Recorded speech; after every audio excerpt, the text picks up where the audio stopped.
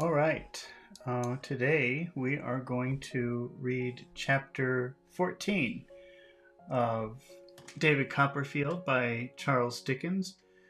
This is not going to be just me reading the text all the way through because this video is mostly for people who are wanting to practice their English or who are learning English and want to explore vocabulary or practice listening. So I will read a few sentences or a paragraph, and then I will explain it in simpler English, or I will talk about interesting vocabulary words that we encounter as we are reading through the paragraph. Also, sometimes some of the words, some of the language in this book is pretty difficult. So sometimes I don't know what the words mean.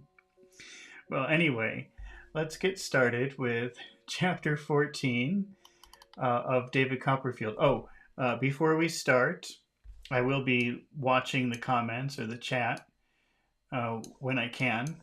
So if I didn't explain something or something is unclear, then I really encourage you, if you're watching this live with me, to ask questions. I would be happy to go back and read something or explain something if something is unclear to you. In chapter 13, Davy had run away to his aunt, who he wasn't sure if his aunt was going to take care of him. He's only like 10 years old. But he was in a bad situation in London, and he ran away to stay with his aunt in Dover. But he never met her before, and his understanding was that she wasn't a very nice woman. She was a mean woman, from what his mother explained to him. So he wasn't sure if she would accept him, and he still isn't. But it seems like probably he will, or she will. So let's see what happens. We've got chapter 14. My aunt makes up her mind about me. When you see that phrase, to make up your mind, that means to make a decision. It's actually a pretty common phrase. When somebody says make up your mind, it means make a decision. So my aunt makes a decision about me.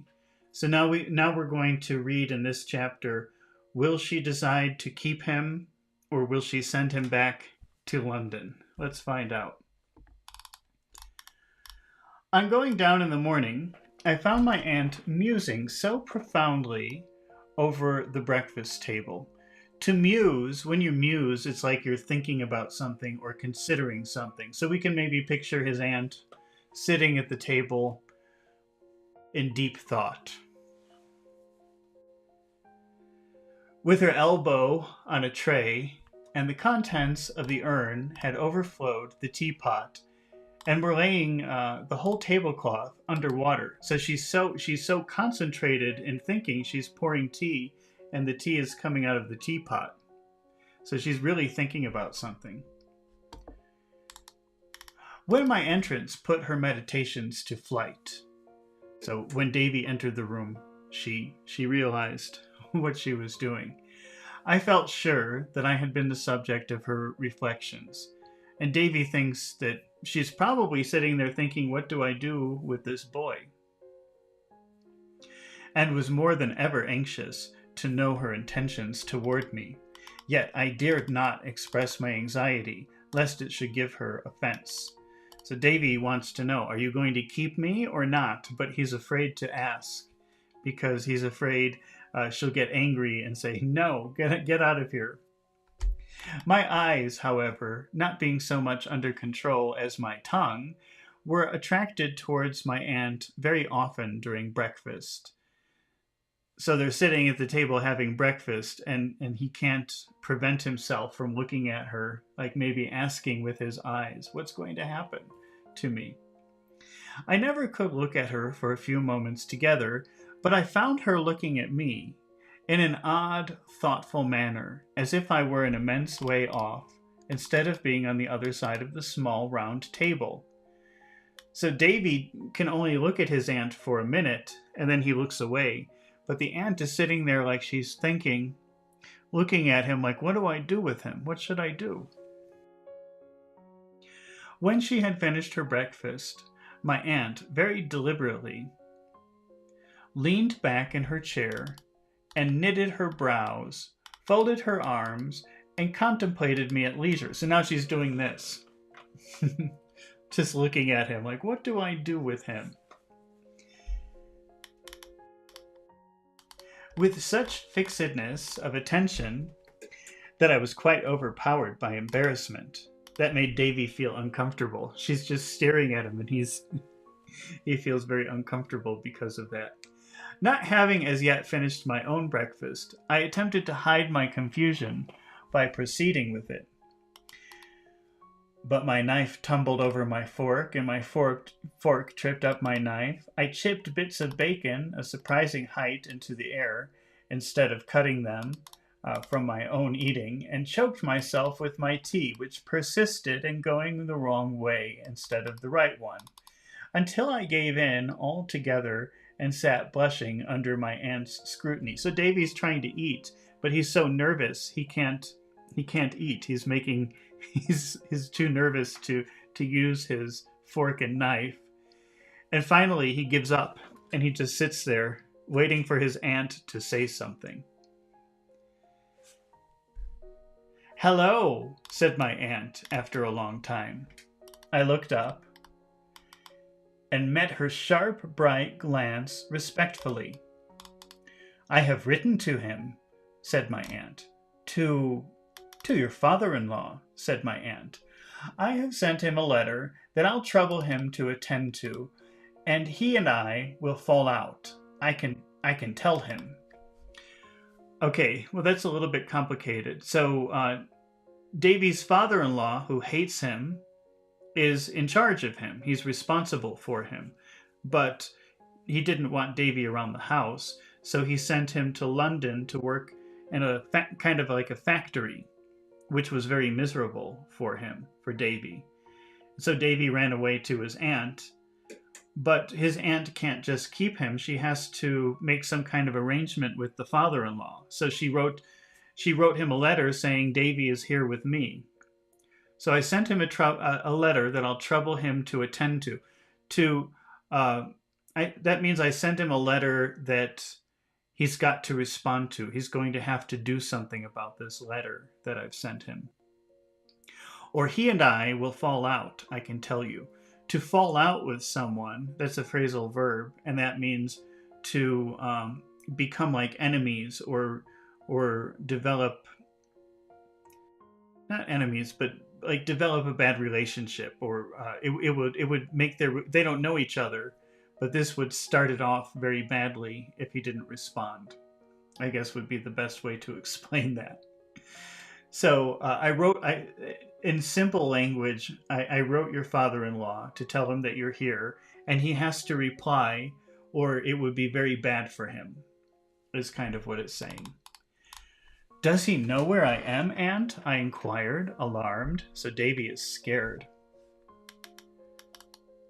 "I told him," said my aunt with a nod. Nodding is like this. "Yes, I told him." "Shall I be given up to him?" I faltered. So he's asking, are you going to make me return to him? Are you going to give me back to him? "I don't know," said my aunt. "We shall see."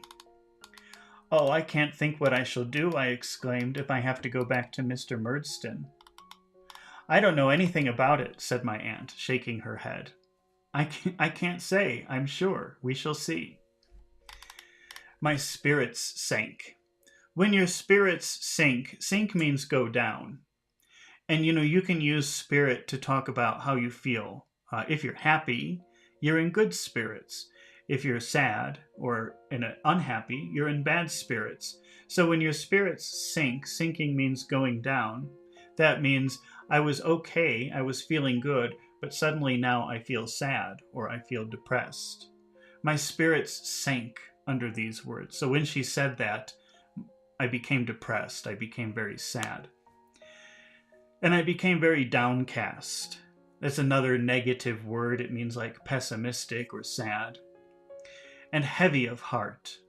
My aunt, without appearing to take much heed of me, put on a coarse apron with a bib, which she took out of the press, washed up the teacups with her own hands, and when everything was washed and set on the tray, and the cloth folded and put on the top of the whole, rang for Janet to remove it. She next swept the crumbs with a little broom, putting on a pair of gloves first. She's very neat. She's a very neat person. Until there did not appear to be one microscopic speck left on the carpet. Next, dusted and arranged the room, which was dusted and arranged to a hair's breadth already. If you know what the word dust is, well, but I think if we just look for the verb dusting, we can kill two birds with one stone. Let's see. In case you don't know what dust is, it's like the dirt that you get that accumulates on things. So dusting is when you remove that dirt, that light dirt that accumulates. So she's dusting. But the room is already clean. That's what he's saying. She starts cleaning and sweeping and dusting, but it's already extremely clean.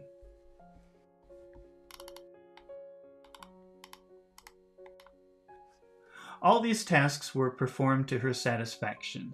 She took off her gloves and her apron, folded them up, put them in the particular corner of the press from which they had been taken, brought out her work box to her own table in the open window, and sat down with the green fan between her and the light to work. "I wish you'd go upstairs," said my aunt, and she threaded her needle,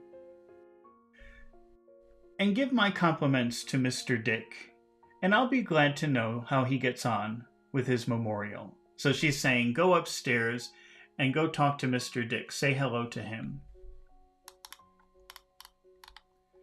And ask him how he's doing with his memorial.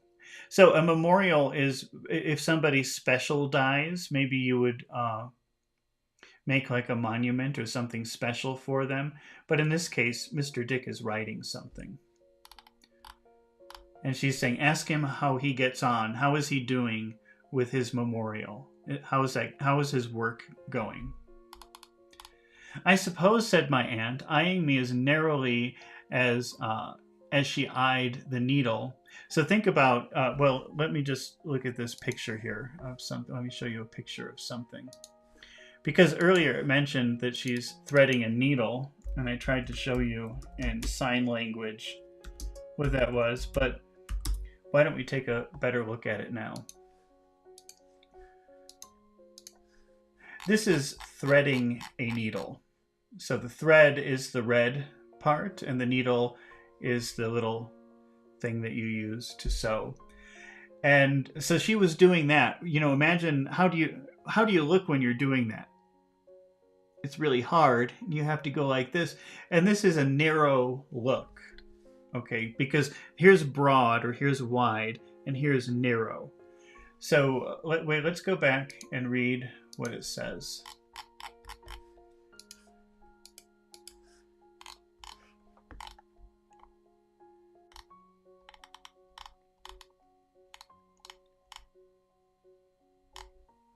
"I suppose," said my aunt, eyeing me as narrowly. So her look is very narrow because she was doing this, but now she's doing that to Davy, eyeing me as narrowly as she had eyed the needle in threading it. So first she was doing this, and then she says, "I suppose," what does she say? "I suppose," said my aunt, "you think Mr. Dick a short name, eh?" "I thought it was rather a short name yesterday," I confessed. "You are not to suppose that he hasn't got a longer name, if he chose to use it," said my aunt with a loftier air. "Babbly, Mr. Richard Babbly. That's the gentleman's true name."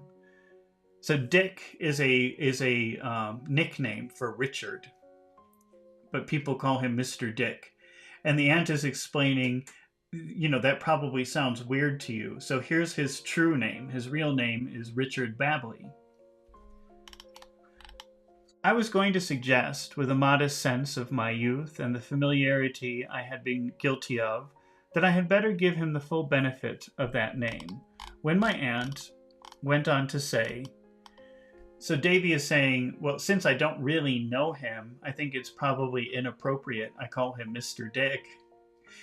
And he's saying, maybe I should call him by his real name, Richard, what was it? Richard Babley. But then his aunt said, but don't call him by that. Don't call him Richard. Don't call him Mr. Babley. Whatever you do, he can't bear his name. That means he doesn't like his name. He hates his name. He can't bear his name. That's a peculiarity of his. That's something strange about him. He doesn't like using his real name. Though I don't know that it's much of a peculiarity either, for he has been ill-used enough by some that bear it to have a mortal antipathy for it, heaven knows. So Davy's aunt is explaining that he doesn't like his name, which maybe seems a little bit strange, but there's a reason for it. Because it seems like some people maybe have hurt him in the past. Maybe some family members, because she says people with the same name have hurt him, have ill-used him, have abused him. And she's saying maybe that's why he doesn't like using that name. It reminds him of something bad that happened to him in the past. Mr. Dick is his name here, and everywhere else now. If he ever went anywhere else, which he don't. So take care, child, you don't call him anything but Mr. Dick. So the aunt is saying that's his name wherever he goes. But he never goes anywhere. He only stays at the house. And you should only ever call him Mr. Dick. Okay, I promised to obey. I went upstairs with my message, thinking, as I went, that if Mr. Dick had been working at his memorial long, at the same rate as I had seen him working at it through the open door when I came down, he was probably getting on very well indeed. I found him still driving at it with a long pen. So Davy's saying, the aunt said, Davy, go upstairs and see how Mr. Dick is doing writing his memorial. Let's say he's writing his book. How is he getting on? How is he doing with his work is really what that means. How are you getting on means how are you doing with whatever you're working on. So Davy says, well, this morning when I was walking past his room, the door was open and I saw him working very hard writing this book. So probably he's getting on very well. Probably his work is making a lot of progress. That's what getting on means. I found him still driving at it with a long pen, and his head almost laid upon the paper. So he's writing like this. He was so intent upon it that I had ample leisure to observe the large paper kite in the corner, the confusion of bundles of manuscript, the number of pens, and above all, the quantity of ink. Okay, well, let's just take a look at what a kite is. So there's a big kite in the corner.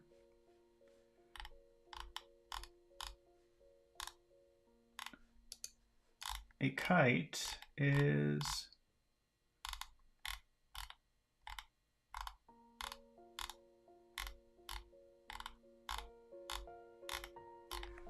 let me find a kite. I don't know why it's so hard to find a kite. A kite is something like this.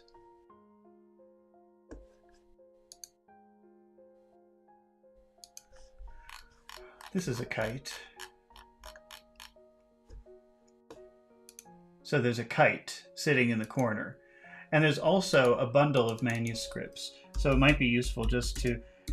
manuscripts are documents or papers, but let me show you what bundles are. Bundle of... A bundle is like a collection, like a big collection of papers, usually. Could be papers or clothes. Oh, let's see. What if I just say... I'm not getting very good pictures for some reason. Not what I was hoping.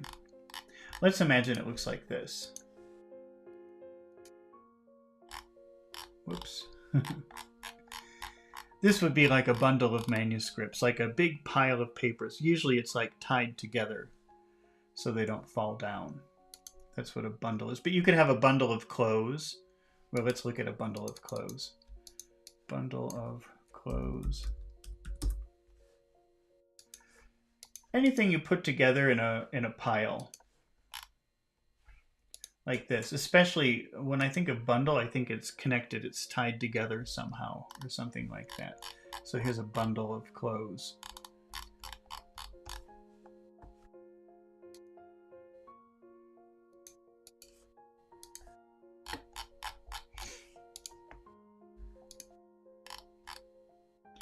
All right, let's go back and read what Davy saw when he entered Mr. Dick's room. I found him still driving at it with a long pen, and his head almost to the paper. Almost upon the paper. He was so intent upon it that I had ample leisure to observe the large kite. So he was so concentrated he didn't see Davy come in, and Davy had a minute to look around, and he saw a very large kite in the corner. And he saw bundles of manuscripts, a number of pens, so many pens, and above all, the quantity of ink, which he seemed to have in half-gallon jars by the dozen, before he observed my being present.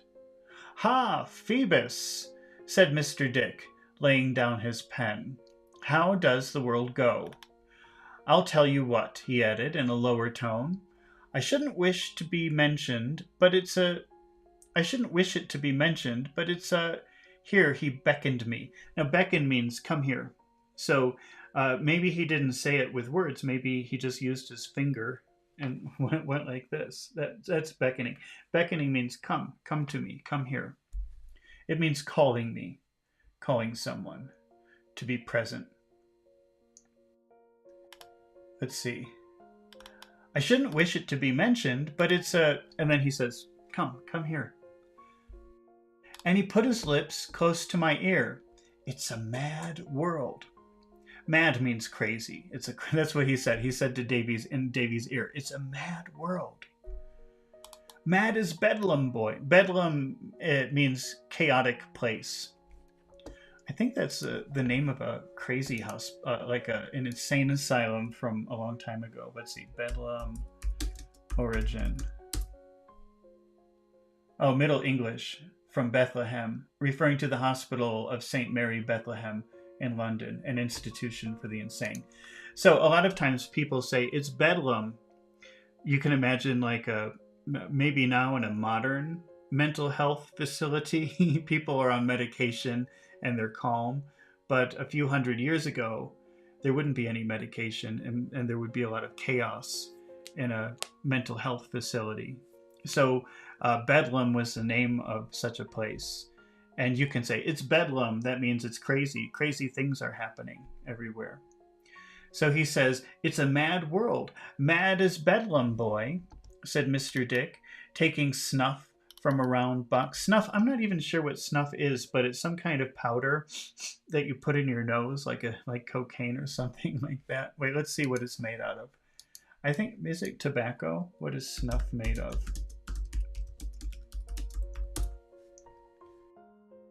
Creamy snuff consists of finely ground tobacco mixed with aromatic substances such as clove oil, spearmint. I don't know if that's the same snuff. It's a type of tobacco that you put in your nose. It was very popular up until, I think, maybe 120 years ago. People used to use it quite a bit. So he was taking some snuff from a round box on the table and laughing heartily. So, ha ha ha, he's laughing very loudly, very happily. Without presuming to give my opinion on the question, I delivered my message. Well said, Mr. Dick, in answer. My compliments to her. And I believe I have made a start. I think I have made a start, said Mr. Dick, passing his hands among his gray hair and casting anything but a confident look at the manuscript. So Davy said, my aunt wants to know how you're doing with your book. And Mr. Dick says, well, I think I've made a good start. I think so. He's not sure, actually. He's not very confident about that. You have been to school? Yes, sir, I answered, for a short time. Do you recollect the date? Said Mr. Dick, looking earnestly at me. So, do you remember the date? And then looking at him, hoping that he would have the answer. And taking up his pen to note it down, when King Charles I had his head cut off. I said I believed it happened in the year 1649. Well, returned Mr. Dick, scratching his air with his pen, and looking dubious at me. Dubious comes from the same word as doubt. So when something is dubious, that means you doubt it. So if Mr. Dick is looking at Davy dubiously, that means he doesn't exactly believe what Davy is saying. Let's see. So, well, returned Mr. Dick, scratching his ear with his pen and looking dubious at me, like, are you sure? That's kind of what that would mean. So the books say. But I don't see how that can be, because if it was so long ago, how could the people about him have made that mistake of putting some of the trouble out of his head? Wait, let me read that again. Because if it was so long ago, how could the people about him have made that mistake of putting some of the trouble out of his head after it was taken off into mine? Oh, okay. Because, Mr. Dick, there's something wrong with him. I mean, if you watched me do chapter 13, you can, when Mr. Dick is introduced, you know that there's something is not right about him. He's a little bit strange.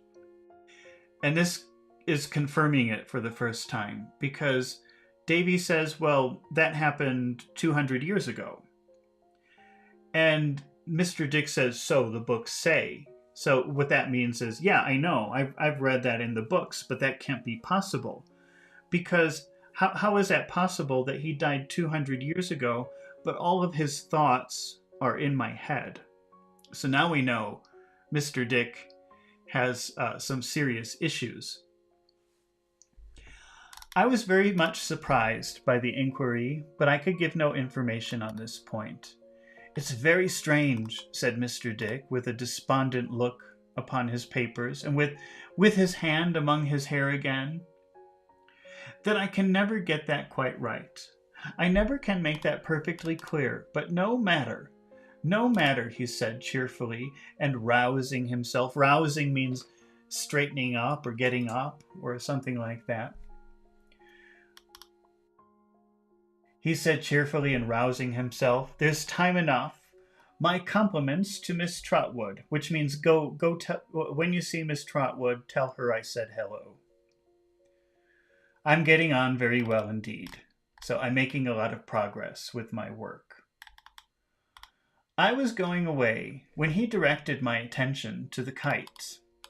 So Davy was about to leave the room, and Mr. Dick said, hey, look at that. And then he showed him the kite. What do you think of that for a kite? He said. I answered that it was a beautiful one. I should think it must have been as much as 7 feet high. I made it. We'll go and fly it, you and I, said Mr. Dick. Do you see this?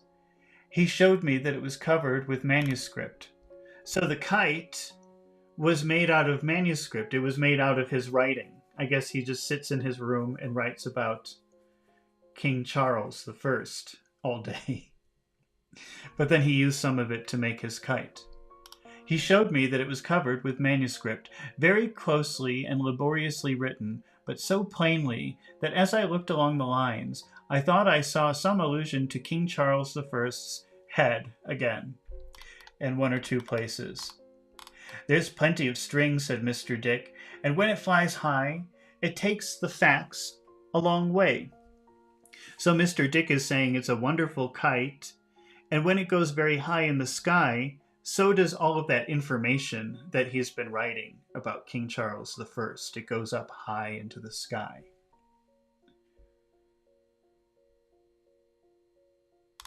That's my manner of diffusing them. Diffuse means something goes out. Something goes out and it spreads everywhere. So he says, this is how I get that information out into the world. My special knowledge.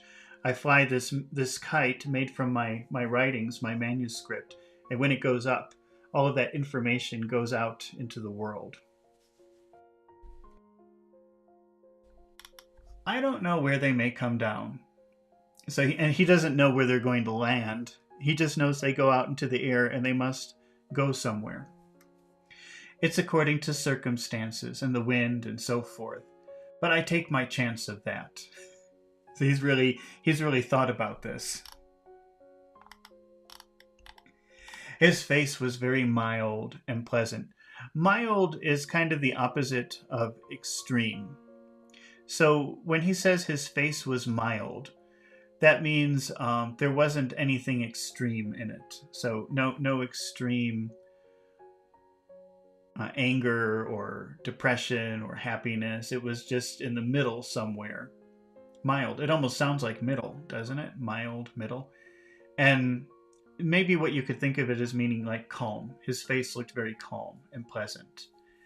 And had something so reverend in it, though it was hale and hearty, that I was not sure, but that he was having a good-humored jest with me.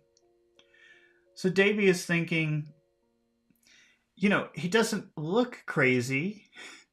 He seems like a nice guy. He seems very calm, and he's so pleasant and nice to be around that maybe this is a joke.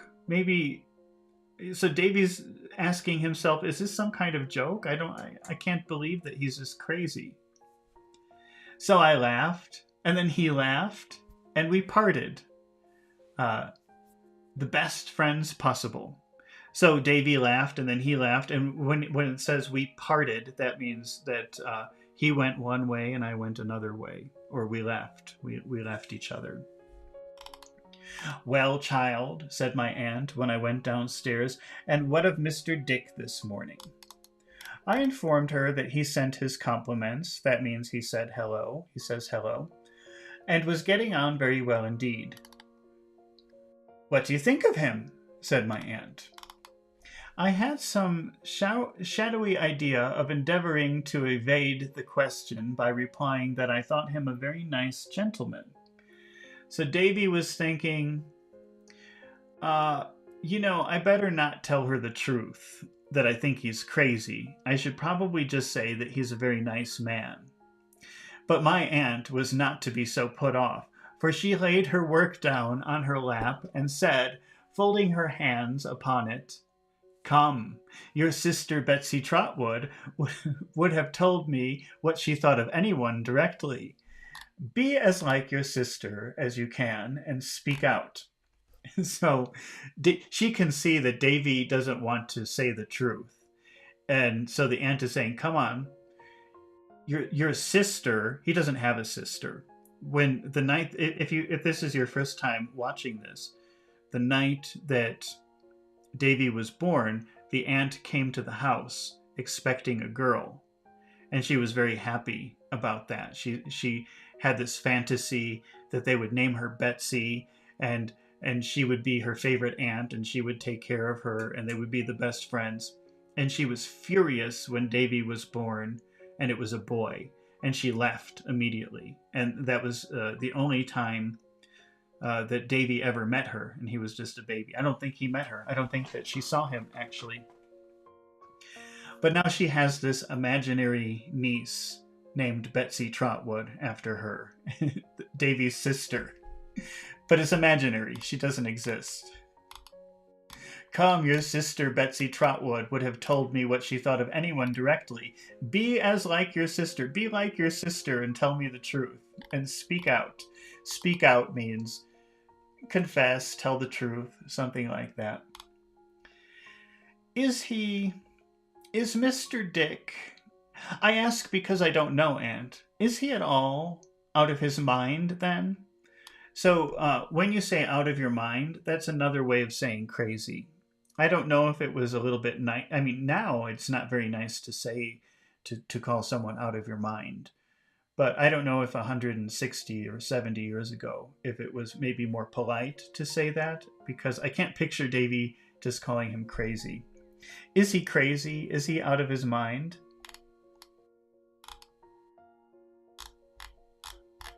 For I felt I felt as if I was on dangerous ground. Davy doesn't want to call him crazy because he wants to stay there with his aunt and Mr. Dick, so he doesn't want to offend anyone. So he's a little bit worried about his response. Not a morsel. A morsel is like a little piece of something. So when Davy says, "Am I going to be in trouble for asking that?" the aunt says, "Not a morsel," meaning not even a little bit. No, don't worry about it. You're not in trouble. "Oh, indeed," I observed faintly.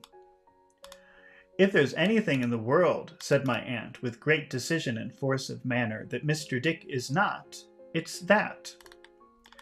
So the aunt is saying, no, Mr. Dick is maybe the most... Well, do you know what the opposite of crazy is? The opposite of crazy would be sane. So the aunt is saying he's the sanest person I know. He's the most rational, logical person I know. I had nothing better to offer. I had nothing better to offer than another timid, "Oh, indeed." Davy has no idea what's happening because he's obviously crazy. But the aunt is saying, no, he's not crazy. He's the most sane person in the whole world. He has been called mad. Remember, mad means crazy. He has been called crazy. People sometimes call him crazy, said my aunt. I have a selfish pleasure in saying he's been called mad, or I should not have had the benefit of his society and advice for these last 10 years and upwards. In fact, ever since your sister Betsy Trotwood disappointed me. So long as that, I said. So the aunt is saying, actually, I'm glad that people think he's crazy because that's how he came to live with me. And I've enjoyed living with him for these past 10 years. So I'm kind of happy that people think he's crazy. That's how we became friends. And nice people they were who had the audacity to call him mad, pursued my aunt. Mr. Dick is a sort of distant connection of mine. It doesn't matter how. I needn't enter into that. If it hadn't been for me, his own brother would have shut him up for life. That's all. So the aunt is explaining that they've had some kind of relationship in the past, but she refuses to explain what it is. She says it doesn't matter. But she also wants to say that she also told Davy that his brother was trying to have him locked in an institution. And she rescued him. That's why he's living there. I'm afraid it was hypocritical in me, but seeing that my aunt felt strongly on the subject, I tried to look as if I felt strongly too. A proud fool, said my aunt, because his brother was a little eccentric, though he's not half so eccentric as a good many people. So eccentric means, sometimes that could be like a nice way of saying that somebody's crazy. Eccentric, I think you could say, means like it's easy to notice someone because they do things a little bit strangely. So wait, let's see if I look for a picture of an eccentric person, you'll see something where you might be tempted to call them crazy. Let's see, what kind of pictures do we get?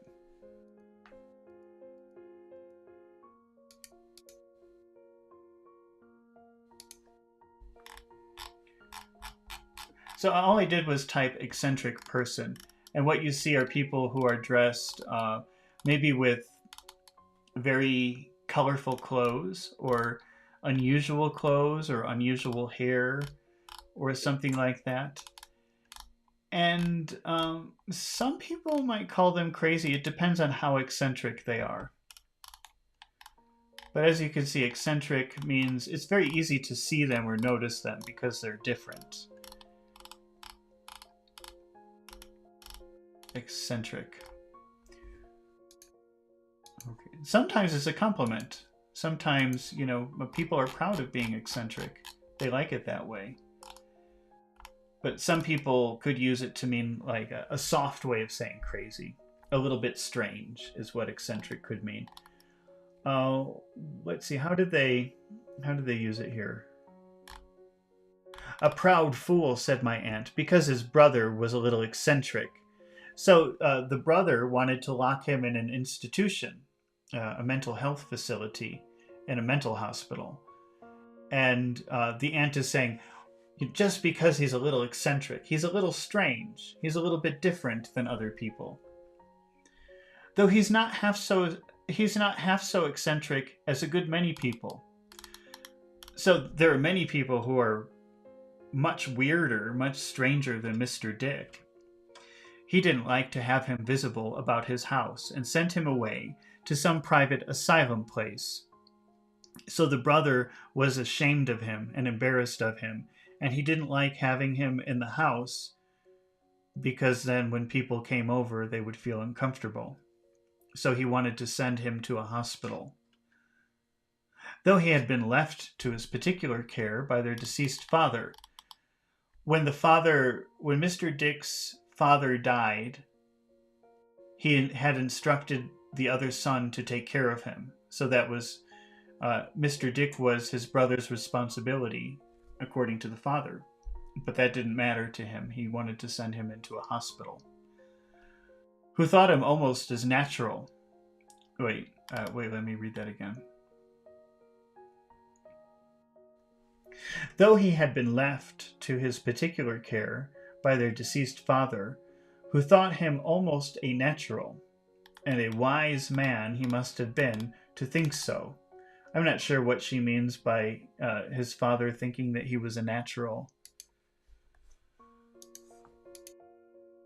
Oh, let me rearrange this here. Mad himself, no doubt. Again, my aunt looked quite convinced. I endeavored to look quite convinced also. So I stepped in. So Davy's aunt saw this happening. The father died, and Mr. Dick was left to his brother to take care of. His brother was supposed to take care of him, but his brother didn't want to bother with it. He wanted to send him to a hospital.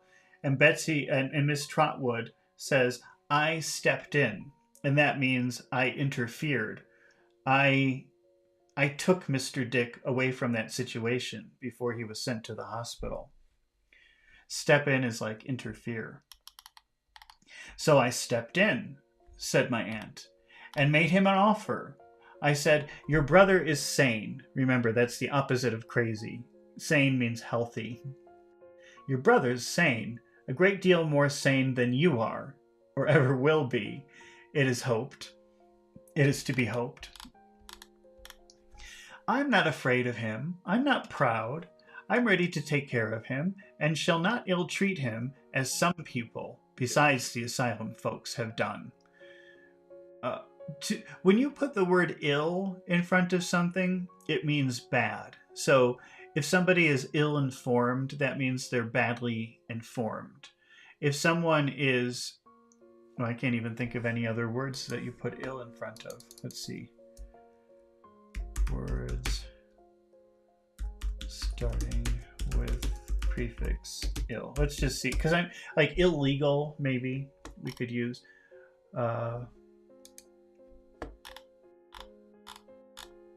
Illegible. Legible means read, and if you put ill in front of it, that means you can't read it. It's badly. It's not easy to read. So they keep saying ill-treated here. When what that means is Mr. Dick was abused. They used to hurt him. And she's saying not the asylum people, not the people in the hospital, meaning the brother probably used to hit him or something, or do bad things to him. That seems to be That seems to be what she's saying here. After a good deal of squabbling means like little arguments, like talking, fighting with words, but not big, just little something like that. That's squabbling. After a good deal of squabbling, said my aunt, I got him. And he has been here ever since. So she argued with the brother, and finally the brother said, fine, take him. And he's been living with her since that time. He is the most friendly and amenable creature in existence. And as for advice, but nobody knows what that man's mind is except myself. Oh wait, let me read that again. He's the most friendly and amenable creature in existence, and as for advice, that's strangely phrased for me, but I think... Oh wait, let's just continue reading. Maybe there's more information here. But nobody knows what that man's mind is except for me. So Davy's aunt is saying, I'm the only person who really understands Mr. Dick. My aunt smoothed her dress and shook her head as if she smoothed defiance of the whole world out of the one and took it out of the other. He had a favorite sister, said my aunt, a good creature, and very kind to him. But she did what they all do, took a husband, and he did what they all do, made her wretched. Wretched means horrible, and that's becoming a theme with Betsy Trotwood, is that it seems like she hates men, and she hates marriage, and she hates relationships, and she thinks any woman who gets married is stupid.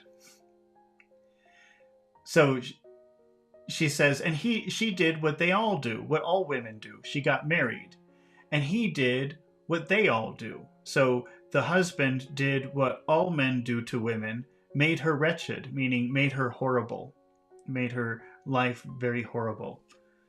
It had such an effect upon the mind of Mr. Dick. That's not madness, I hope. That combined with his fear of his brother and his sense of unkindness, it threw him into a fever. That was before he came to me, but the recollection of it is oppressive to him even now. Did he say anything to you about King Charles the First, child? So it seems that the brother was mistreating him, maybe hurting him, abusing him physically. And the sister, who actually liked him very much, was having problems with her husband. And it became so horrible for Mr. Dick that he got physically very, very sick before Davy's aunt took him. And now he doesn't even like to think about that period in his life. And then Betsy Trotwood asks Davy, did he say anything to you about Charles the First? Yes, aunt. Ah, said my aunt, rubbing her nose as if she were a little vexed. Vexed means annoyed. That's his allegorical way of expressing it.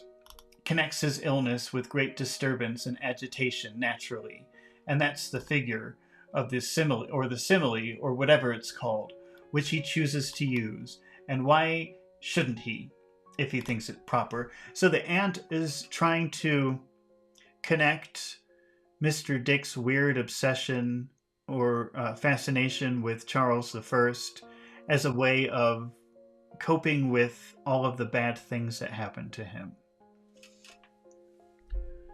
I said, certainly, aunt. It's not a businesslike way of speaking, said my aunt, nor a worldly way. I'm aware of that. And that's the reason why I insist upon it, that there shan't be a word about it in his memorial. Is it a memorial about his own history that he is writing, aunt? Yes, child, said my aunt, rubbing her nose again. He's memorializing the Lord Chancellor or the Lord somebody or other. One of those people, at all events, who are paid to be memorialized about his affairs. I suppose it will go in one of these days. He hasn't been able to draw it up yet without introducing that mode of expressing himself, but it don't signify. It keeps him employed. So he's really trying to write a memorial about somebody else, but it seems like this King Charles the First topic keeps going into what he's trying to write about. But Betsy Trotwood is saying, but it doesn't matter anyway if it's a little bit strange because it keeps him busy. In fact, I found out afterwards that Mr. Dick had been for upwards of 10 years endeavoring to keep King Charles I out of the memorial, but he had been constantly getting into it and was there now. So Mr. Dick is always trying not to write about King Charles, but he can't help it. He keeps writing about it. He's kind of obsessed with it. I say again, aunt. I say again, said my aunt. Nobody knows what that man's mind is except myself, and he's the most amenable and friendly creature in existence. If he likes to fly a kite sometimes, what of that? Franklin used to fly a kite. He was a Quaker, or something of that sort, if I'm not mistaken, and a Quaker flying a kite is much more ridiculous object than anybody else. So she's just saying, she's talking about Benjamin Franklin. But she's saying that so what if he likes to fly a kite? He's a grown man, a grown-up man, but so what if he likes to go fly a kite? What's wrong with that? Benjamin Franklin flew a kite, and he was a very smart and respected person. If I could have supposed that my aunt had recounted these particulars for my special behoof and as a piece of confidence in me, I should have felt very much distinguished and should have augured favorably from such a mark of her opinion. You know, this word, there is a word behoove that people use. It's not very common. It's kind of funny when people use it. I've never seen it spelled behoof, which must be the singular. But let's look up what behoof means. Benefit. Benefit. You would never see that in modern English, by the way. You won't see behoof. You'll see behoove. Wait, I'm just going to actually write that so you can see it. How you might use it in modern English. But even that, it sounds a little bit funny if somebody says it. It behooves you. Okay, and then let's see what that means. It is to your benefit. If you use this, if you work on using this, maybe I'll make an exercise with that because it's kind of funny. It's very fancy. Normal people do not use this word, but you could say it behooves you. It means it's to your benefit. So it behooves you to study English. It behooves you to practice English. That would be a very fancy way of saying it's your benefit. It's to your benefit to study English. Okay, but here, so you could use this. It's a little bit unusual, but you could use this now in modern English. You would not use behoof. If I could have supposed that my aunt had recounted these particulars for my special behoof, so for my own benefit, and as a piece of confidence in me, I should have felt very much distinguished. So Davy's thinking, if I thought my aunt was explaining this to me just for me, for my benefit, I would have felt very special. But I think that's probably not the reason. I should have felt very much distinguished, and I should have augured. We have to look up that word, augured. Again, I don't think that I've never seen anybody use this word. Augured, past participle, augur. Portend a good or bad outcome. Wait.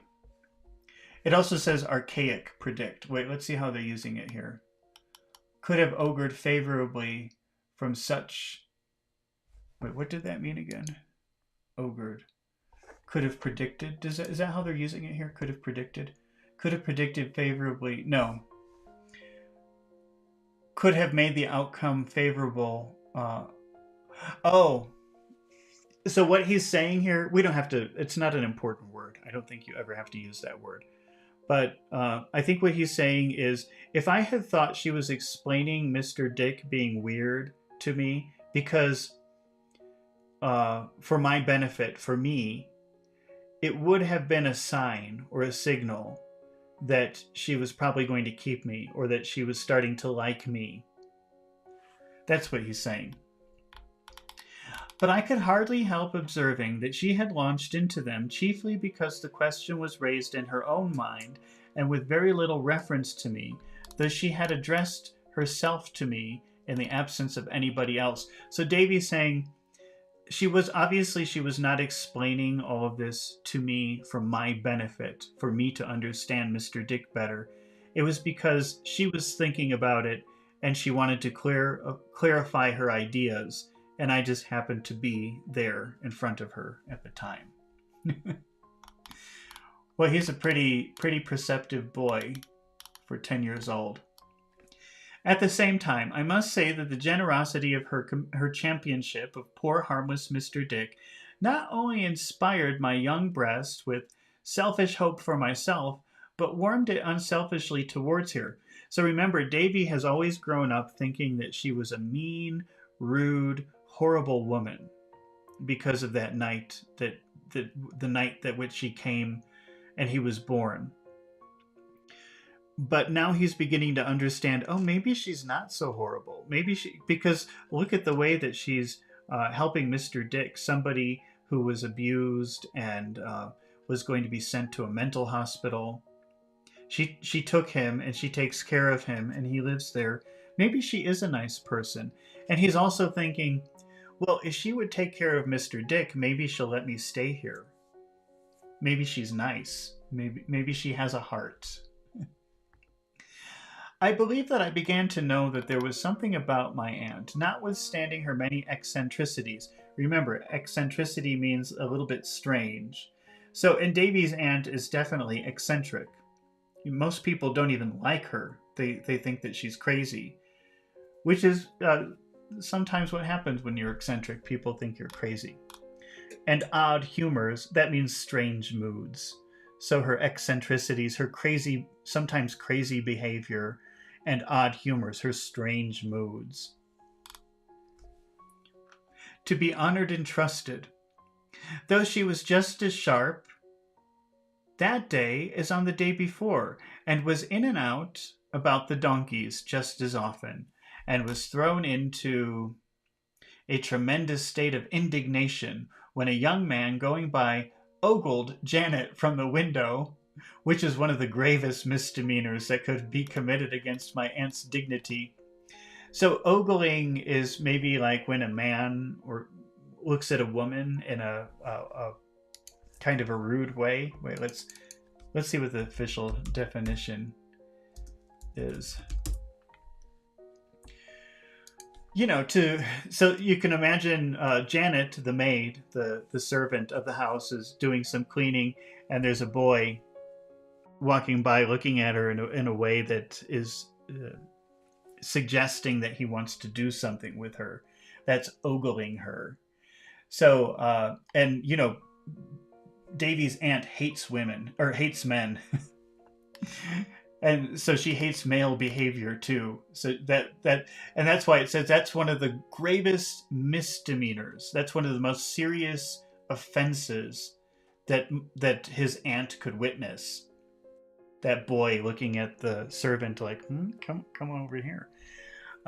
She seemed to me to command more of my respect, if not less of my fear. The anxiety that I underwent. When you undergo something, that's like a way of saying experience. But it's experience in a bad way. So if you say, for example, I underwent a birthday party, that would be inappropriate because it's kind of like suffer. Maybe suffer is a better word. Suffer and experience together. So the anxiety that I underwent, that I suffered, that I experienced in the interval, which necessarily elapsed before a reply could be received to her letter to Mr. Murdstone, was extreme. Davy's saying, I felt very tense while we were waiting for the reply from my stepfather. But I made an endeavor to suppress it, so he tried not to show how nervous he was about what would happen because of his stepfather.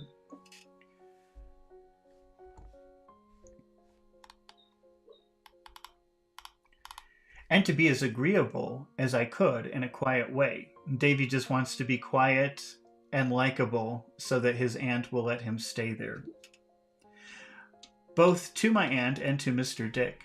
The latter and I would have gone out to fly a great kite, but that I still had no other clothes than anything but ornamental garments with which I had been decorated on the first day, which confined me to the house, except for an hour after dark, when my aunt, for my health's sake, paraded me up and down the cliff outside. Remember when it took Davy 1 week to walk from London to Dover, and he had no food, he had no place to stay, so he was sleeping under trees or in fields in the dirt. And by the time that he reached Dover, all of his clothes were ruined, and he looked very dirty. So the first night when they took him, they burned all of his clothes. And since then he's been wearing like blankets. He's just been walking around in blankets or some of Mr. Dick's clothes, but Mr. Dick is a big fat old man. So the clothes are very big. So he's not allowed to go outside and get fresh air or anything like that because he looks crazy. He needs to get some clothes. Except at night, when it's dark, his aunt will take him out for an hour to walk around so that he gets fresh air. At length, the reply from Mr. Murdstone came, and my aunt informed me, to my infinite terror, that he was coming to speak to herself. That he was coming to speak to herself. I think, it's Mr. Murdstone. I think that's a typo. That should be himself. He was coming to speak to her himself on the next day. On the next day, still bundled in my curious habiliments, I sat counting the time, flushed and heated. So he's feeling very hot and very nervous. Mr. Murdstone is coming. And waiting to be startled by the sight of the gloomy face. Gloomy is like serious and dark. Whose non-arrival startled me every minute. All right, I'm just going to take a little break, a 1-minute break, and I will be back. Just 1 second.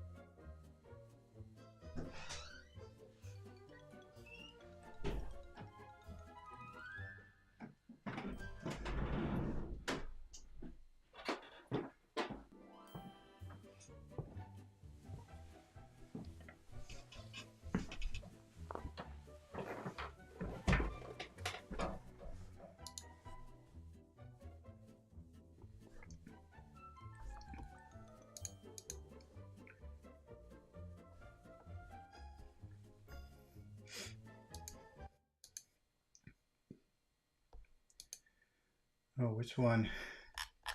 Okay, I'm back. I've got to put on my music too. Okay. Whoops, that's not right. Let me get rid of that first and foremost. Okay. I just wanted to take a break before Mr. Murdston arrives. Let's see.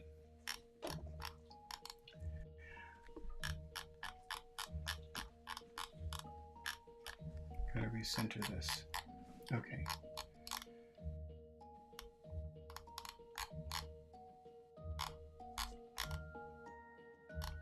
My aunt was a little bit more imperious and stern than usual. Imperious kind of means like proud or projecting a lot of pride or energy, like a king, like a queen. He's saying his aunt was sitting like a queen. She was acting more like a queen than usual. So my aunt was a little more imperious and stern, serious than usual. But I observed no other token of her preparing herself to receive the visitor so much dreaded by me. She sat at work in the window, and I sat by with my thoughts running astray on all possible and impossible results of Mr. Murdston's visit. So Aunt Betsy, let's just start calling her Aunt Betsy. Aunt Betsy is acting a little bit strange today. They're waiting for Mr. Murdston to arrive, and Davy is noticing that she's acting like very serious and very important. But besides that, there's no other arrangement. There was no food prepared for a visit or tea or nothing was different besides the fact that his aunt was acting a little bit more serious. And Davy is very nervous and he's just imagining all of the different results of this meeting. So he's very scared right now.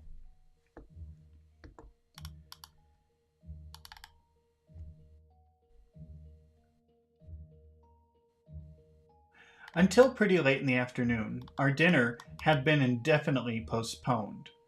So they weren't starting dinner. They were waiting for the visit first, and then they would have dinner, which means they were late for dinner. But it was growing so late that my aunt had ordered it to be got ready, when she gave a sudden alarm of donkeys. So it was they sat all day waiting for the Murdstons to arrive, even waiting to start dinner. But it was getting so late that they started preparing the dinner, like maybe preparing the table or whatever. And then suddenly outside there are donkeys, and Aunt Betsy hates donkeys.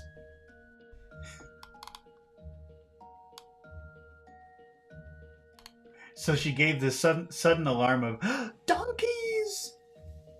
And to my consternation and amazement, I beheld Miss Murdston. So he saw, from the window, he saw Miss Murdston on a donkey, on a side saddle, ride deliberately on the sacred piece of green and stop in front of the house, looking about her. So Aunt Betsy has a nice area in front of the house she likes to take care of.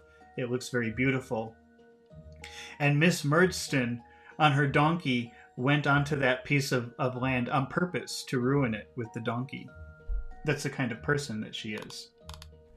"Go along with you," cried my aunt, shaking her head and her fist from the window. "Go along with you. Go away." That's what it means. "Oh, you bold-faced thing." My aunt was so exacerbated by the coolness with which Miss Murdston looked about her that I really believe she was motionless and unable for a moment to dart out according to custom. Normally, if Aunt Betsy sees a donkey near her property, she goes out and attacks. She attacks the person who brought it and the donkey. She hates donkeys. But she was so, and she doesn't know it's Miss Murdston. She just knows it's a woman on a donkey. But there's something about this woman that's so cold and scary that she doesn't have her normal reaction of running out and attacking. She can't do anything. She's just so shocked and surprised by Miss Murdston. I seized the opportunity to inform her who it was. So Davy told her, "Oh, that's Miss Murdston."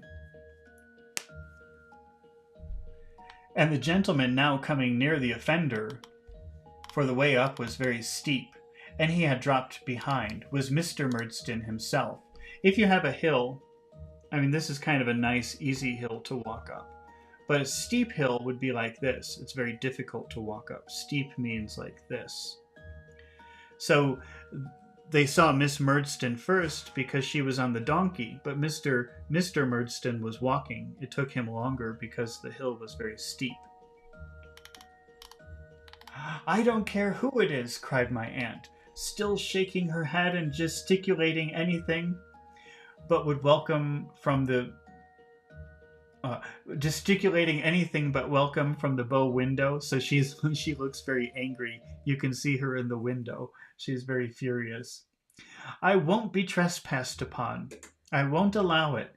Go away." Janet turned him around. So Mr. Murdston and Miss Murdston are coming, and the servant girl, Janet, is trying to push them away, making them leave the house. She doesn't even want them on her property because of the donkey. "Lead him off." And I saw from behind my aunt a sort of hurried battle piece in which the donkey resisted everybody with all four legs planted in different ways, while Janet tried to pull him round the bridle. So Janet's trying to pull the donkey off of the property, but the donkey won't move. Mr. Murdston tried to lead him on, and Mr. Murdston is trying to bring him towards the house. Miss Murdston struck at Janet with a parasol. A parasol is an umbrella. So the servant girl is trying to lead the horse away, and Miss Murdston is on the horse, hitting the servant with her umbrella, with her parasol. And several boys who had come out to see the engagement shouted vigorously. So this is becoming entertainment for the neighborhood, and several boys came out to be entertained and watch this happen. But my aunt, suddenly descrying among them the young male factor, who was the donkey's guardian, and who was one of the most inveterate offenders against her, though hardly in his teens, rushed out to the scene of action and pounced on him.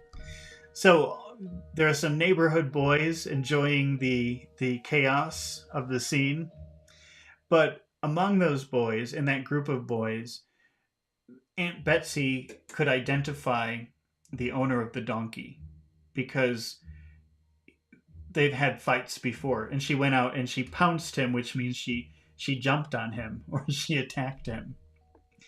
Let's see.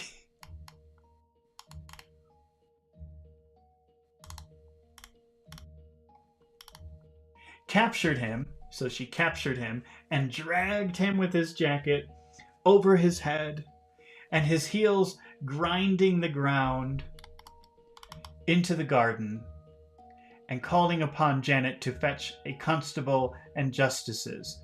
So Aunt Betsy wants the police,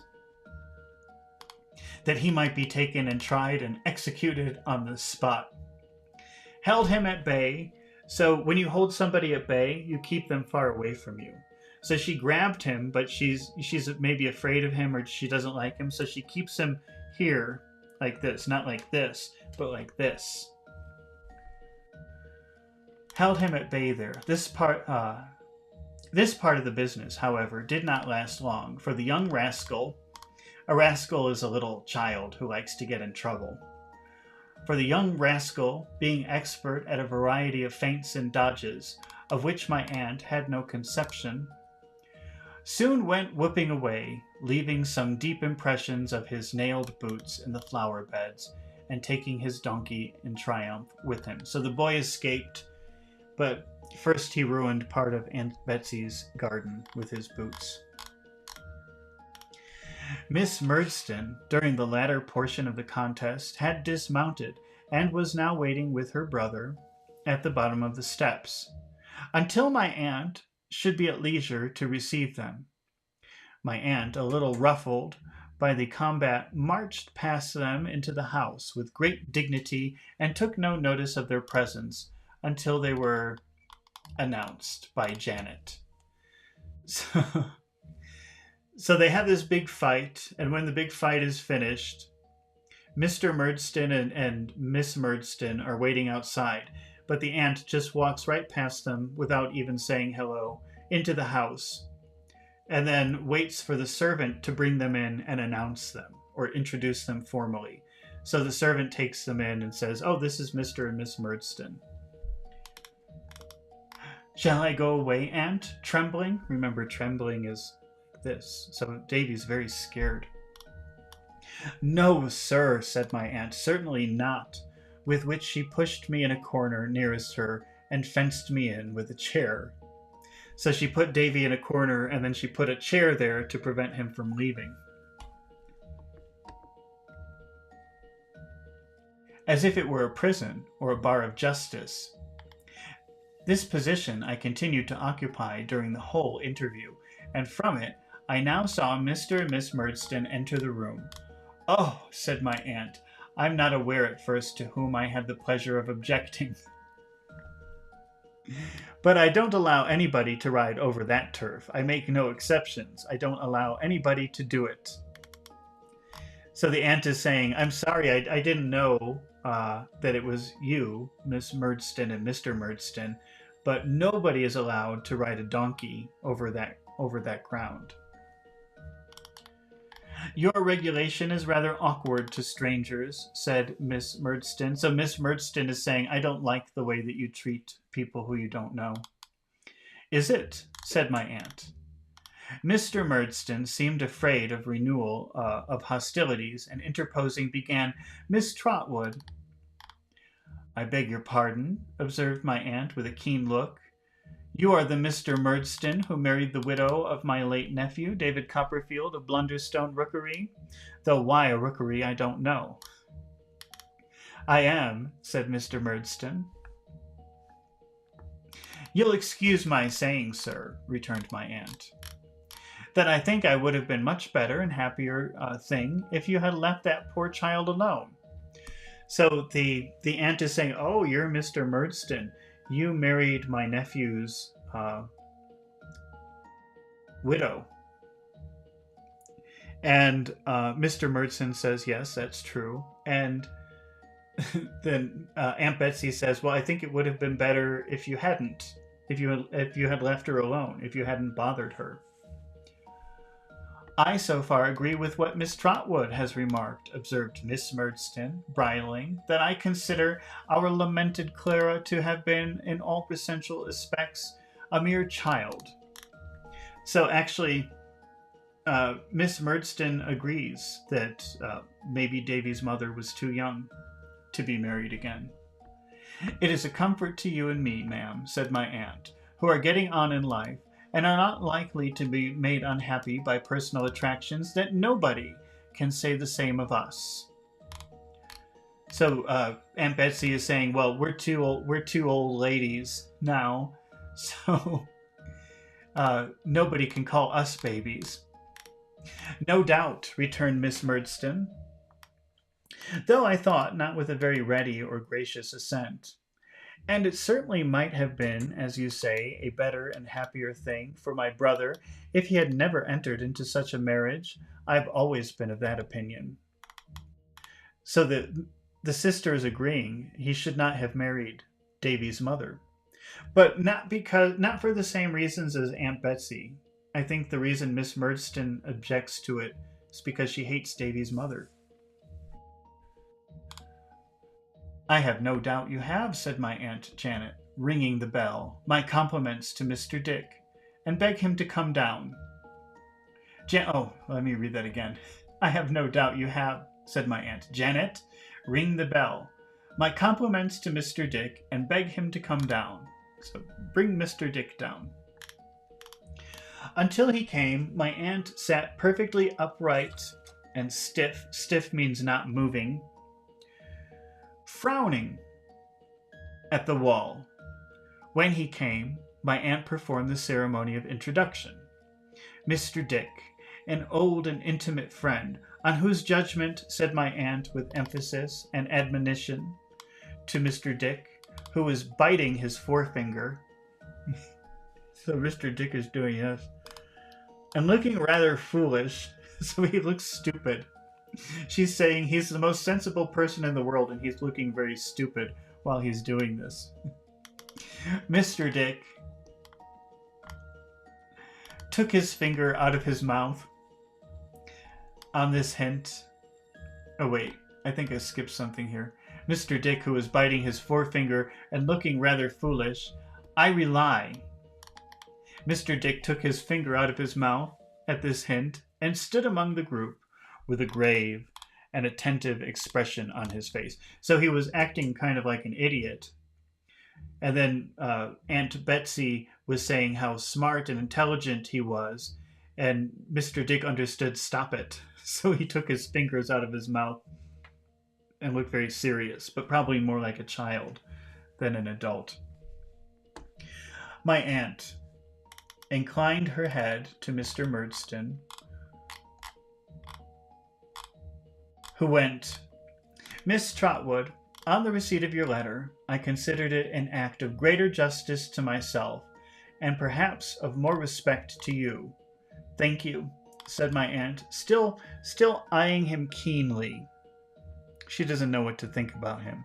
You needn't mind me. To answer in person, however inconvenient the journey, pursued Mr. Murdstone, rather than by letter, this unhappy boy who has run away from his friends and his occupation.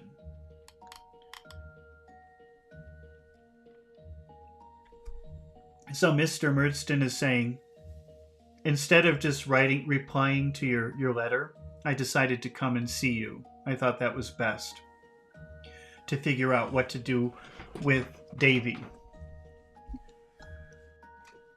And whose appearance interposed his sister, directing general attention to me in my indefinable costume, is perfectly scandalous and disgraceful. So remember, Davy isn't wearing clothes. He's just wearing like a blanket because they burned his dirty clothes and they have to go and buy him some new clothes. So Miss Murdstone, the sister, is saying, "Oh, look at how he's dressed. He looks crazy. This is ridiculous." Jane Murdstone, said her brother, have the goodness not to interrupt me. This unhappy boy, Miss Trotwood, has been the occasion of much domestic trouble and uneasiness, both during the lifetime of my late dear wife and since. He has a sullen, rebellious spirit, a violent temper, and an untoward, intractable disposition. Both my sister and myself have endeavored to correct his vices, but ineffectually, and we both have felt, I may say, my sister being fully in my confidence, that it is right that you should receive this grave and dispassionate assurance from our lips. Mr. Murdstone is saying Davy is a horrible boy. We've tried to fix him. We've tried to correct him. We've punished him. We've sent him away to work. We've tried everything to make him not such a horrible boy. So you'll have to consider that. So what Mr. Murdstone is saying is the reason that Davy ran away is because he's a bad boy, but please consider that we've always been punishing him. So it's not our fault. We've been trying to fix him. It can hardly be necessary for me to confirm anything stated by my brother, said Miss Murdstone, but I beg to observe that all of the boys in the world, I believe this is the worst boy. So Miss Murdstone says he's the worst boy in the world. Strong, said my aunt shortly. But not at all too strong for the facts, returned Miss Murdstone. Puh, my aunt said. Well, sir? I have my own opinion, resumed Mr. Murdstone, whose face darkened more and more the more he and my aunt observed each other. I think what he means by his face darkened means became more serious or colder. So the more they talked, the more Mr. Murdstone and Aunt Betsy talked, the colder and more serious Mr. Murdstone's face became. Okay, let's see.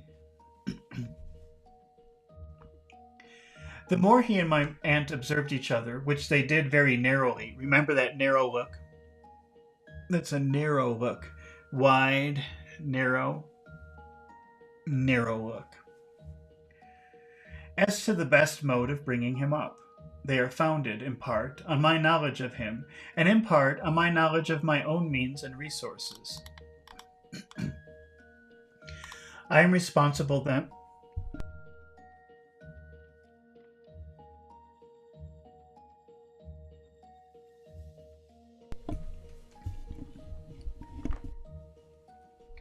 I am responsible for them to myself.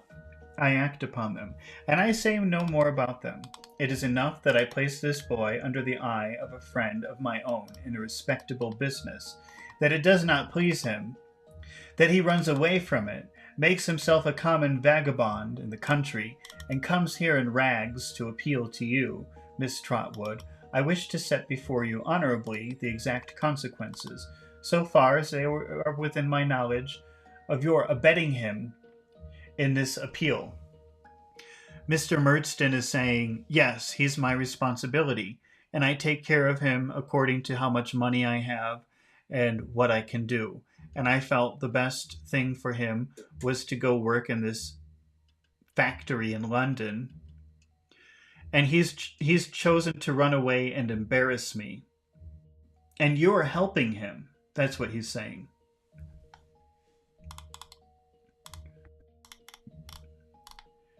But about the respectable business first, said my aunt. If he had been your own boy, you would have put him to it, just the same, I suppose? If he had been my brother's own boy, returned Miss Murdstone, striking in, his character, I trust, would have been altogether different. So Mr. Murdstone is saying, hey, yes, Davy's my responsibility, and I thought the best thing for him was to go work in this factory in London. And Aunt Betsy says, well, if he was your own boy instead of your stepson, would you have done the same thing? And Miss Murdstone, the sister, says, if that were his own boy, if that were his real boy and not his stepson, we wouldn't have any of these problems. Or if the poor child, his mother, had been alive, he would still have gone into the respectable business, would he? Said my aunt. I believe, said Mr. Murdstone with an inclination of his head, that Clara would have disputed nothing which myself and my sister Jane Murdstone were agreed was for the best. Miss Murdstone confirmed this with an audible murmur. Said my aunt. Unfortunate baby. So Davy's saying, Aunt Betsy asks, if Davy's mother had still been alive, would you have sent him? And Mr. Murdstone says, she wouldn't argue with anything that I wanted to do. She would have agreed if that was the best thing. If I said that was the best thing, then we would have sent him. Mr. Dick, who had been rattling his money all this time, was rattling it so loudly. Do I have something I can rattle here? Let's see. Rattling is this kind of sound. So if you have some coins in your pocket and you're moving your hands, you're rattling your money. Mr. Dick, who had been rattling his money all this time, was rattling it so loudly that my aunt felt it necessary to check him with a look before saying, so Mr. Dick is making all that noise, and so his aunt went, and then he stopped. Mr. Dick, who had been rattling his money all this time, was rattling it so loudly that my aunt felt to check him with a look, before saying, the poor child's annuity died with her. So annuity comes from annual, which is something you receive every year. So that's like some money. And so when Davy's mother died, that annuity stopped. so Davy has no money. Or he inherits no money. Died with her, replied Mr. Murdstone, and there was no settlement of the little property, the house, the garden, the what's-its-name, rookery, without any rooks in it, upon her boy. So when she's saying, so when Davy died, he didn't get anything. He didn't get any money, not the house, nothing. It had been left to her unconditionally by her first husband, Mr. Murdstone began, when my aunt caught him up with the greatest irascibility and impatience. Good Lord, man, there's no occasion to say that. Left to her unconditionally? I think I see David Copperfield looking forward to any condition of any sort or kind, though it stared him point blank in the face. Of course it was left to her unconditionally. But when she married again, when she took the most disastrous step of marrying you, in short, said my aunt, to be plain, did no one put in a word for this boy at the time?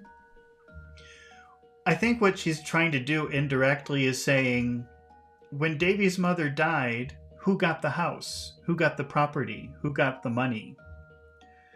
Did anybody say, oh, some of this money should be for Davy?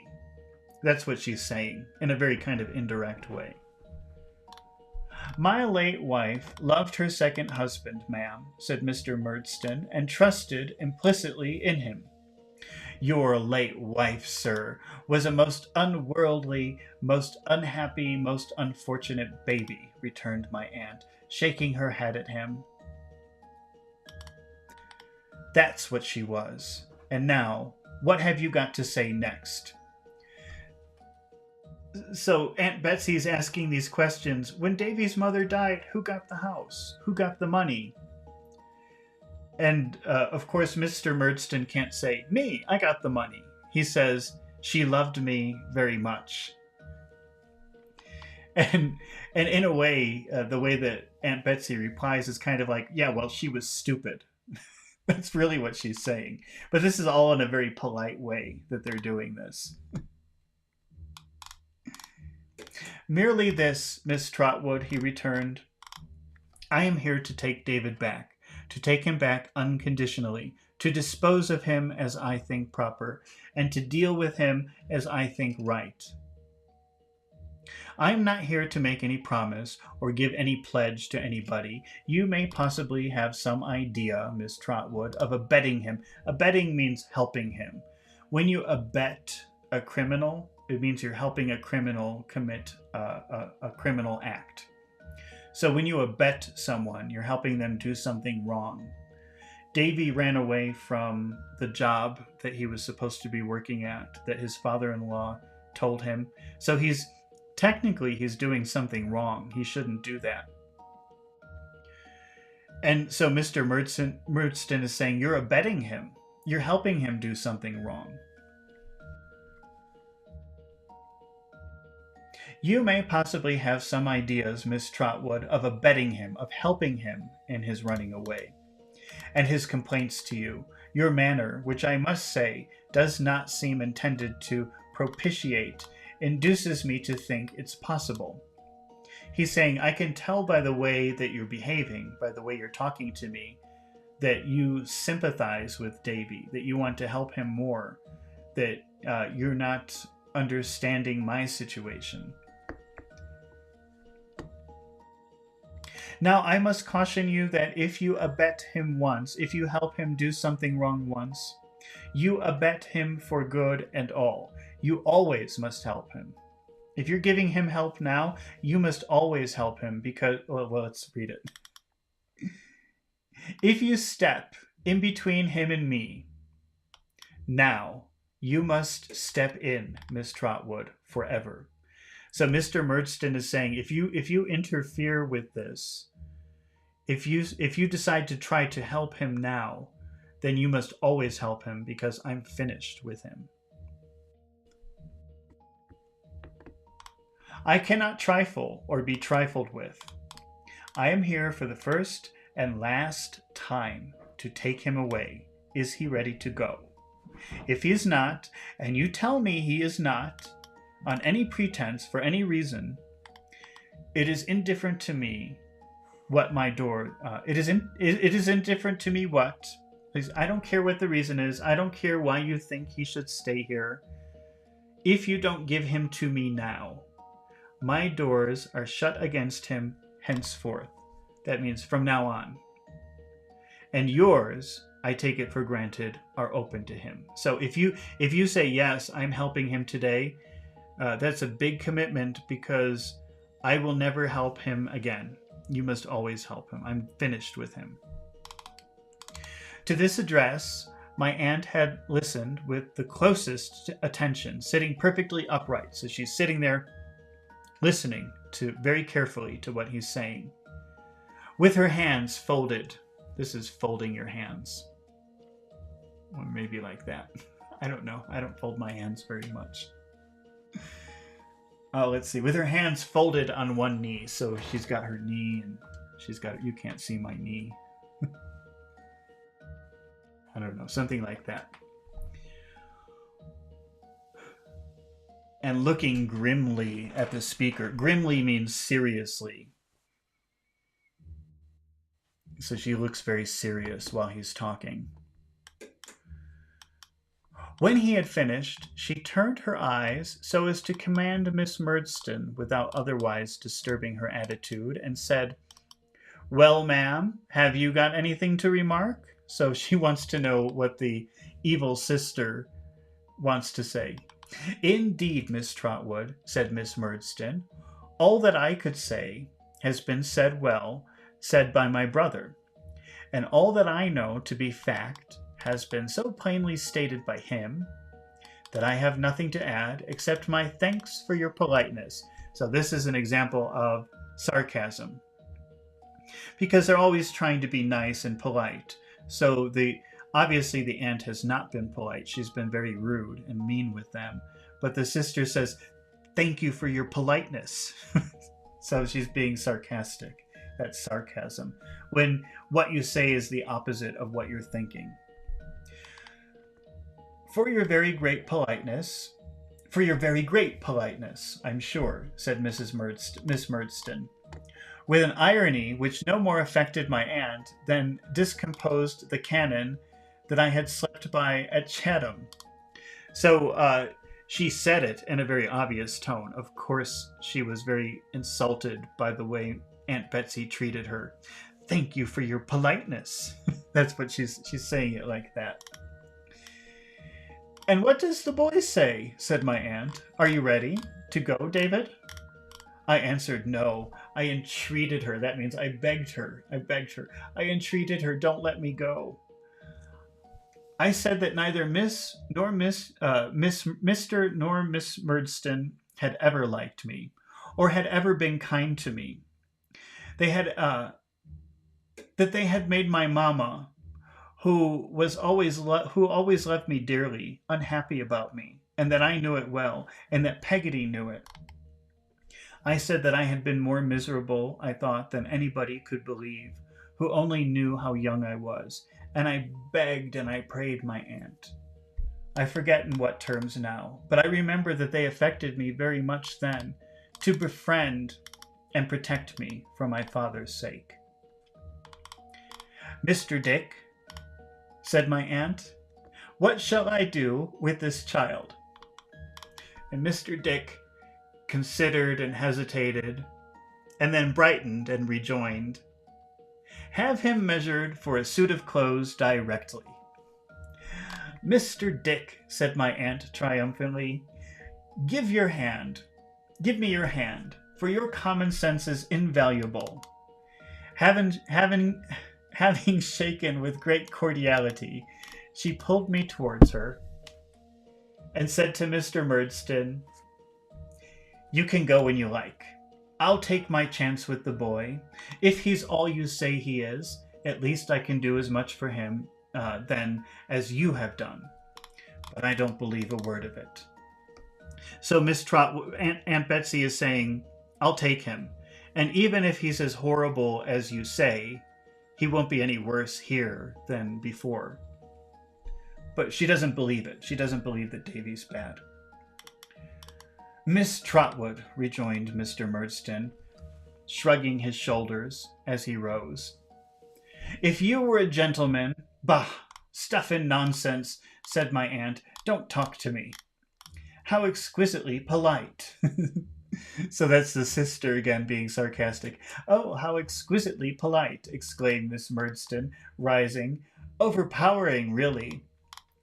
Do you think I don't know? Said my aunt, turning a deaf ear to the sister. So the aunt is getting obnoxious. Oh, how polite! Again with Aunt Betsy, but Betsy doesn't even pay attention.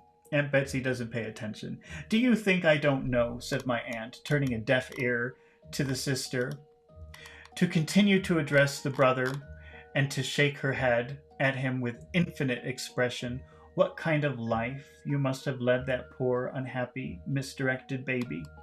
So the Aunt Betsy is saying, do you think I don't know what you did to Davy's mother? Do you think I don't know what a woeful day it was for that soft little creature when you first came into her life? Woe means like unhappy. So what a woeful day it was. What a horrible, unhappy day it was when she first met you. Smirking. Smirking is a type of smile, but it's not a nice smile. It usually... Let's see if we can find a picture of smirk. Smirking.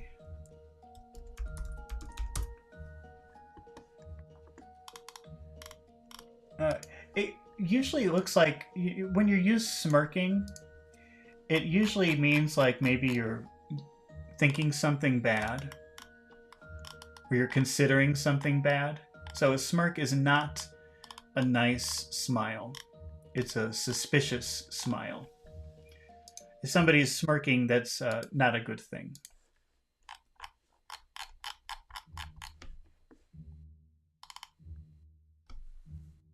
Do you think I don't know what a woeful, horrible day it was for that soft little creature when you first came into her life? Smirking. I don't know. I can't smirk. You saw pictures of it, so. And making great eyes at her. I'll be bound as if you couldn't say boo to a goose. I've never heard anything so elegant, said Mrs. Murdstone. So she's very passive-aggressive. Oh, I've never heard something so elegant. But Betsy ignores her. Do you think I can't understand as well as if I had seen you pursued my aunt? Now that I do see you and hear you, which I tell you candidly, is anything but a pleasure to me. So Betsy is saying, well, let's read that. Do you think I can't understand you as well as if I had seen you pursued my aunt? Now that I do see and hear you. So she's saying, I already knew when I first heard about you who you were, and I don't need to see you in person to know what a horrible person you are. And she's saying, I wish I had never seen you.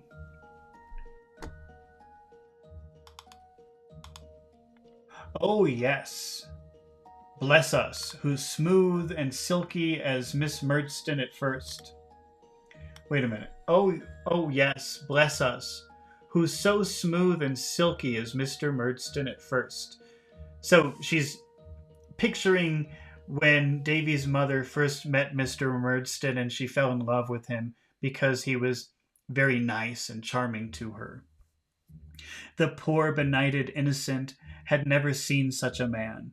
So she was so young and inexperienced, she didn't know what a bad man he was. He was made of sweetness. He worshipped her. He doted on her boy, tenderly doted on him. To dote on someone is to say, oh, you're so wonderful. So he doted on her. So he used to say, oh, you're such a beautiful, wonderful woman, before they got married. And also to Davy, he doted on her boy. Oh, what a wonderful little boy. Until they got married, then everything changed. Who was to be another father to him? And they were all to live together in the garden of roses, weren't they? Ugh! Get along with you, do. said my aunt. So she's saying, get out of here. I'm tired of you. Get out of here. I never heard anything like this person in my life, exclaimed Miss Murdstone. And when you've made sure of the poor little fool, said my aunt, God forgive me that I should call her so, and she gone where you won't go in a hurry. Because you had done nothing wrong enough to her and hers, you must begin to train her, must you? Begin to break her. Like a poor caged bird, you wear her deluded life away and teaching her to sing your notes.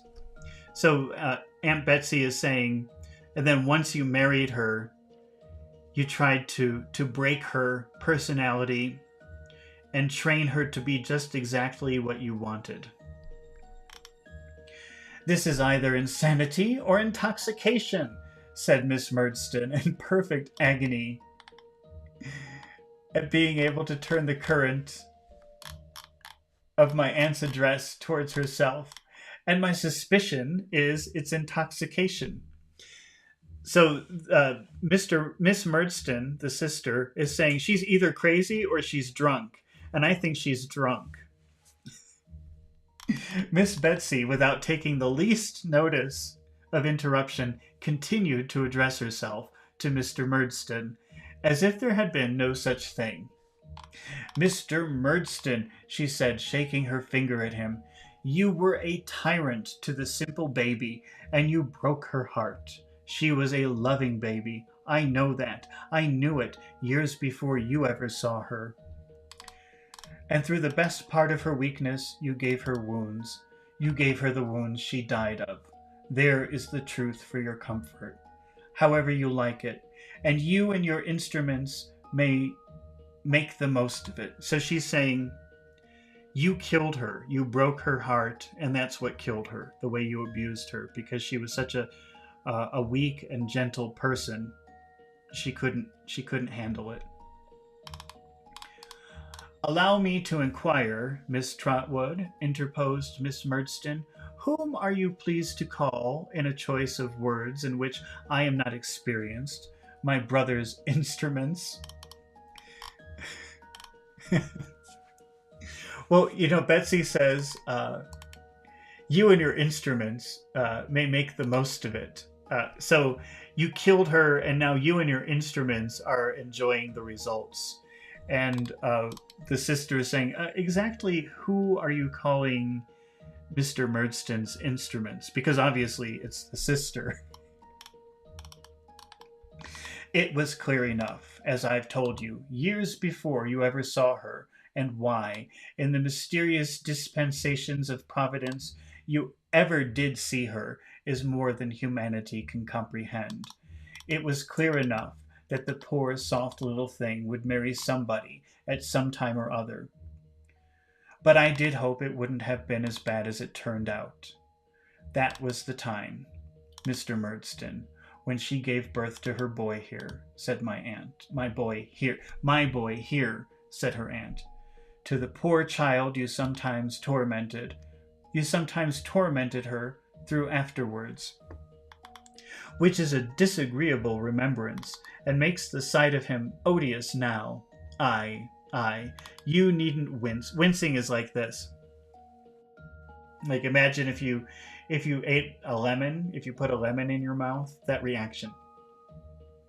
So that's also the kind of face you make when somebody says something that you don't like.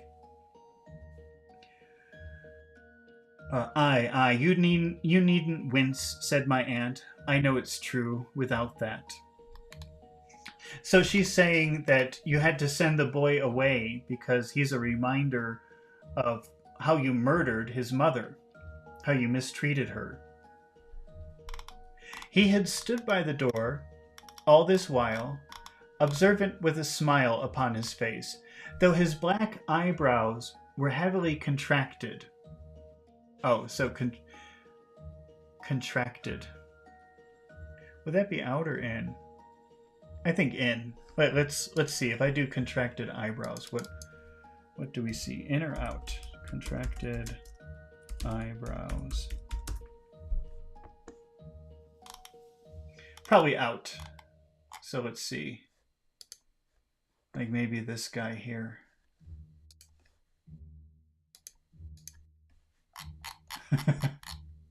So up. I guess that would be up.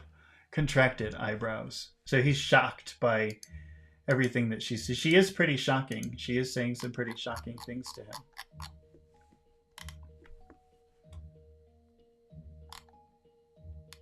I remarked now that though the smile was on his face still, his color had gone in a moment, and he seemed to breathe as if he had been running. "Good day, sir," said my aunt, "and good-bye."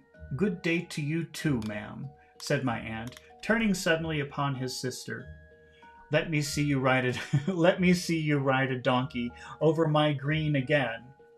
And as sure as you have a head upon your shoulders, I'll knock your bonnet off and tread upon it."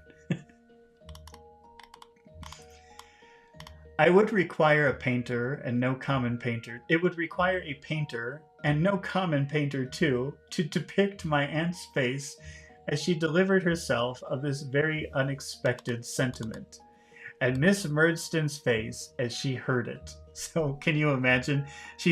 Aunt Betsy is threatening to beat Miss Murdstone. So it would be really funny to get a picture or a painting of the face of Aunt Betsy and also Miss Murdstone as this woman is talking to her in a way that probably no one has ever talked to her. But the manner of speech, no less than the matter, was so fiery that Miss Murdstone, without a word in answer, discreetly put her arm through her brother's and walked haughtily out of the cottage. So that means they walked out like, and they walked out. My aunt remaining in the window, looking after them, prepared, I have no doubt, in case of the donkey's reappearance, to carry the threat into execution. So as they were walking away, the aunt was looking out, waiting, hoping that they would have the donkey again or something, so she could run out and start a fight. No attempt at defiance being made, however, her face gradually relaxed and became so pleasant that I was emboldened to kiss her and thank her, which I did with great heartiness, and with both my arms clasped round her neck. So Davy was hugging her, saying, "Thank you, thank you, thank you." I then shook hands with Mr. Dick, who shook hands with me a great many times, and hailed this happy close of the proceedings with a repeated burst of laughter. So everybody was very happy after they left. "You'll consider yourself guardian jointly with me, of course, of this child, Mr. Dick," said my aunt. "I shall be delighted," said Mr. Dick, "to be the guardian of David's son." "Very good, my aunt," returned my aunt. "That's settled. That means, okay, it's a deal. We've made an agreement. That's settled. I've been thinking, do you know, Mr. Dick, I might call him Trotwood." Certainly, call him Trotwood, certainly," said Mr. Dick. "David's son's Trotwood." "Trotwood Copperfield, you mean?" returned my aunt. "Yes, to be sure. Yes, Trotwood Copperfield," said Mr. Dick, a little abashed. My aunt took so kindly to the notion that some ready-made clothes, which were purchased for me that afternoon, were marked Trotwood Copperfield in her own handwriting and indelible marking ink before I put them on, and it was settled. Remember, that means it's agreed, it's a deal, that all other clothes which were ordered to be made for me, a complete outfit was bespoke that afternoon, should be marked the same way. So Aunt Betsy never got her girl. She never got to have her niece, Betsy Trotwood, but she decided to rename Davy, give him a new name. So now his new name is Trotwood Copperfield. And now that he needs clothes, they have to order clothes, they're putting the name Trotwood Copperfield on all of his clothes. Thus I began my new life in a new name, with everything new about me. Not that the state of doubt was over. I felt, for many days, like one in a dream. I never thought that I had a curious couple of guardians in my aunt and Mr. Dick. I never thought of anything about myself distinctly. The two things clearest in my mind that a remoteness had come upon the old Blunderstone life, which seemed to lie in the haze of an immeasurable distance, and that a curtain had forever fallen on my life at Murdston and Grimby's. So Davy is saying, it was great. I have my new life, my new name, and thinking about the house where I grew up, or the Murdstons, I could still remember them, but it was getting further and further away, farther and farther away, and almost like a dream. No one has ever raised that curtain since. Also he says a curtain fell, which, let's just look at that for a minute. A curtain fell. It's kind of an expression.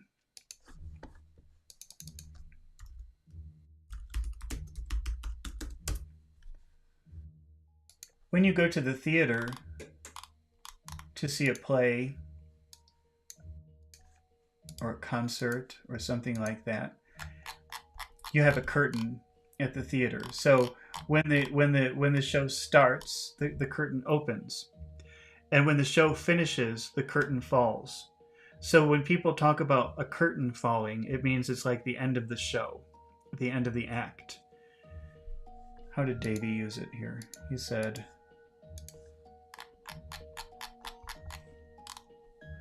let me start from here. So, I never thought of anything about myself distinctly. The two things clearest in my mind were that a remoteness had come upon the Blunderstone life.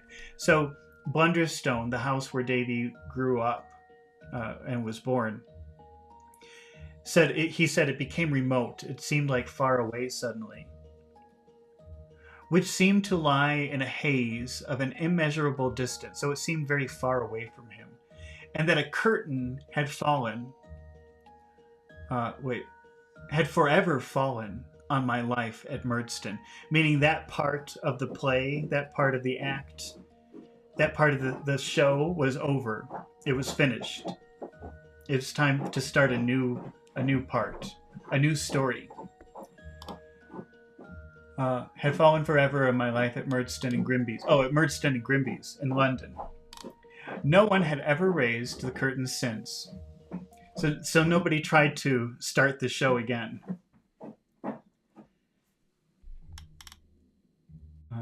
I have lifted it for a moment. I've lifted it for a moment, even in this narrative, with a reluctant hand, and dropped it gladly. So he's lifted it. He's lifted that curtain to show you so that he could write this story, but he did it reluctantly. He didn't want to, and he was very happy to drop it again, to forget about it again.